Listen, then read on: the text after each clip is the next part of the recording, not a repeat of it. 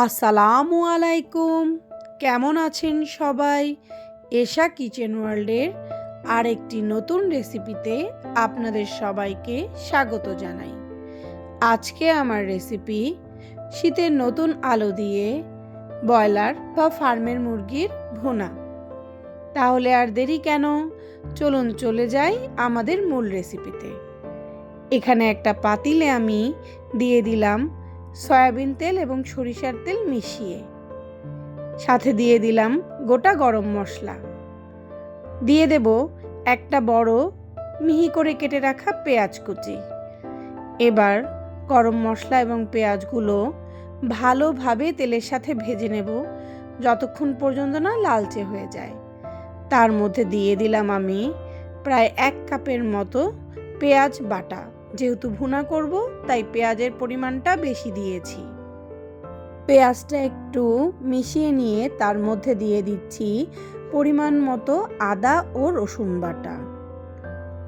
এবার এই কাঁচা মশলাগুলো তেলের সাথে একটু ভাজা ভাজা করে নেব যেন কাঁচা গন্ধটা চলে যায়। এর মধ্যে দিয়ে দেব একটা বড় সাইজের পাকা টমেটো। টমেটোটা অবশ্যই লাল রঙের হবে, কাঁচা পাকা না, পুরো পাকা লাল রঙের দেবেন, তাহলে দেখবেন মাংসের রঙটা দারুণ আসবে। দিয়ে দেব পরিমাণ মতো লবণ। যেহেতু আমি প্রায় পুরো একটা মুরগি, প্রায় 1 কেজির উপরে একটা মুরগি রান্না করছি, তাই লবণের পরিমাণটা একটু বেশি। অল্প একটু পানি দিয়ে টমেটোটা ভালো করে সেদ্ধ করে নিয়ে মশলার সাথে একদম ভাজা ভাজা করে নেব যেন তেলটা উপরে একটু উঠে উঠে আসে। এর মধ্যে দিয়ে দেব আমি মরিচের গুঁড়া পরিমাণ মতো, হলুদের গুঁড়া দিয়ে দেব অল্প একটু বা হাফ চা চামচ ধনিয়ার গুঁড়া এবং প্রায় 1 চা চামচ জিরা গুঁড়া। এবার সব গুঁড়া মশলাগুলো মশলার সাথে ভালো করে মিলিয়ে জোর আঁচে সুন্দরভাবে ভুনা করে নেব যেন টমেটোগুলো সুন্দরভাবে সেদ্ধ হয়ে মশলার সাথে একদম মিশে যায় এবং উপরে তেলচে তেলচে ভাবটা উঠে আসে। এখন আগে থেকে কেটে ধুয়ে রাখা মুরগির মাংসগুলো মশলার মধ্যে সব দিয়ে দেব। আমি এখানে প্রায় 1 কেজির উপরে একটা মুরগি নিয়েছি, পুরোটাই ফ্যামিলি সাইজে কেটে নিয়েছি। অবশ্যই ব্রয়লার মুরগি বা ফার্মের মুরগি মাঝারি থেকে হাই আঁচে রান্না করবেন, কখনোই অল্প আঁচে রান্না করবেন না, তাহলে মুরগির মাংসগুলো বেশি নরম হয়ে ভেঙে ভেঙে যাবে, তখন খেতে একটুও ভালো লাগবে না। মাংসটা সেদ্ধ হবে কিন্তু একদম প্যাচপ্যাচে নরম হয়ে যাবে না, তাহলে দেখবেন ফার্মের মুরগি খেতেও কিন্তু অসাধারণ স্বাদ লাগে। যারা ফার্মের মুরগি খেতে চান না তারা এভাবে রান্না করে একবার খেয়ে দেখবেন, আশা করি অবশ্যই ভালো লাগবে। কিছুক্ষণ কষানোর পরই মাংস থেকে বেশ খানিকটা পানি ছেড়ে দেবে। মাঝারি টু উচ্চ আঁচে এই পানিটা মাংসের সাথে ভালোভাবে মিশিয়ে নেড়ে নেড়ে মাংসটাকে 40% পর্যন্ত সেদ্ধ করে নেব।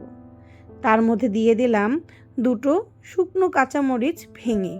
এটা একটা স্বাদের ডিফারেন্স আনবে, ঝালের থেকে বেশি ঘ্রাণে ভালো লাগবে বলেই এই মরিচটা দেওয়া। সুন্দরভাবে নেড়ে নেড়ে মাংসটা না ঢেকেই কষিয়ে নিতে হবে।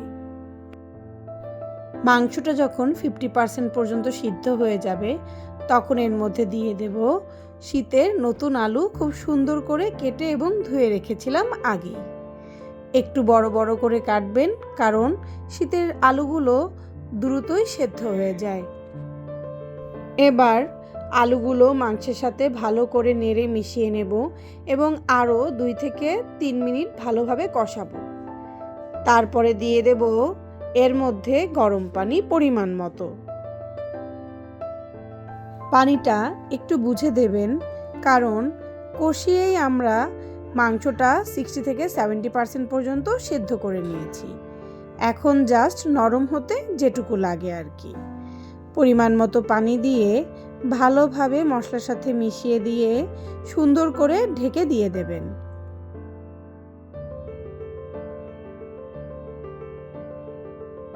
10 থেকে 15 মিনিট মাঝের একটু উচ্চ আঁচে রান্না করলেই দেখবেন আপনার মুরগি পুরোপুরি রান্না হয়ে গেছে। আমার কাছে একটু বেশি ঝোল লাগছে, তাই আরেকটু সময় চুলায় রেখে ঝোলটা টানিয়ে নেব। আমার কাছে ব্রয়লার মুরগি ভুনা ভুনা খেতেই ভালো লাগে। উঠানোর আগে দিয়ে দেব 3টা ফালি করে কেটে রাখা কাঁচামরিচ। এটা জাস্ট ফ্লেভারের জন্য।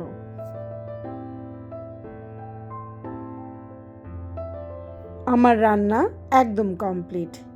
আশা করি আপনাদের কাছে আজকে রেসিপিটা ভালো লেগেছে। ভালো লাগলে অবশ্যই একটা লাইক, কমেন্ট এবং ফ্রেন্ডস অ্যান্ড ফ্যামিলির সাথে রেসিপিটা শেয়ার করতে ভুলবেন না। এই সহজ পদ্ধতিতে রান্না করলেও দেখবেন ব্রয়লার মুরগি খেতেও হয়েছে দুর্দান্ত। দিয়ে দিলাম অল্প একটু ভাজা জিরার গুঁড়া। এটা দিলে মুরগির ঘ্রাণটা দুর্দান্ত আসে।